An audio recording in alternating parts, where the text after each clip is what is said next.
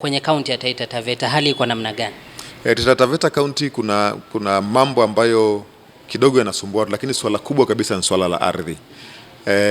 Kwamba ukiona eneo kubwa Taita Taveta County ni either ni private ranches ndio wana eneo kubwa ama KWS.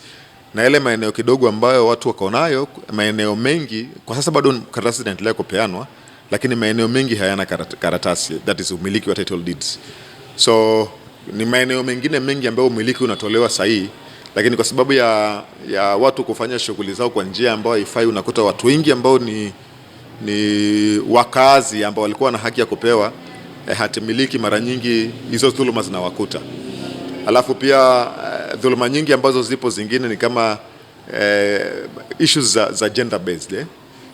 Kuna maeneo mengi Taita Taveta County ambayo bado kuna issues za incest, defilement.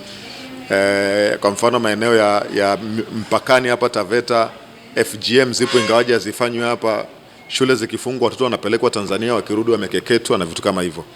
So issues kubwa sana ni issues za ardhi na GBV ambazo tunapambana kadri tunavyoweza kushughulikia, tuone vile mambo yatakavyokuwa. Kwa mfano ukiangalia katika kesi za koti za Land and Environment Coast, ile koti ambayo utaigundua ina kazi nyingi sana za Land and Environment ni ile ya Voi, kwa sababu katika hii county kuna changamoto nyingi sana za masuala ya ardhi ambayo ni yanahitaji muda mwingi kushughulikia na gharama kubwa pia kushughulikia.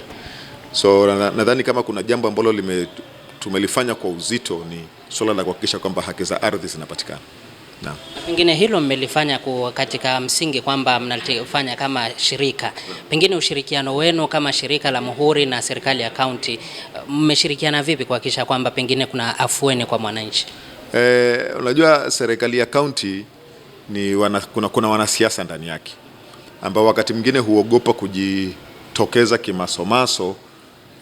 Kwa mfano kama kuna masuala ya ardhi hapa Taveta ambayo county government inasaidia chini ya maji, kwa sababu haitaki ijulikane kwamba imesaid na upande mmoja.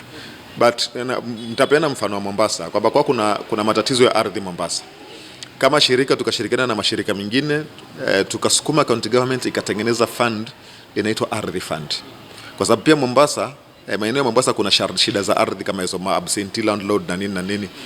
Ardhi Fund in the sense that county government inatengeneza mfuko wa pesa ambao ni kwa kushughulikia masuala ya ardhi, ambao watu wanaweza peana donations.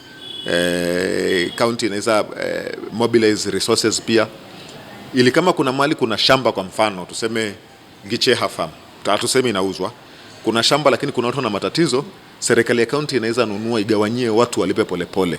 So ilifanyika hivyo Mombasa, na nafikiria tunangoja tu hii Ramadhani ikiisha na Pasaka ikiisha, tuanze kuzungumza na county government towards that initiative kwamba tunaweza create ardhi fund kwa hii county ambayo itatusaidia kuhakikisha kwamba kama kuna watu wana matatizo ya ardhi mahali na maskwata na inamilikiwa na mtu, mfuko unaweza tengwa pesa, mobilization ya resources zifanyike ili hiyo ardhi inunuliwe, watu wagawanyiwe, alafu watalipa polepole, because that is the easiest way ya kusolve issues za ardhi ambazo zinakabili Taita Taveta County kwa sasa.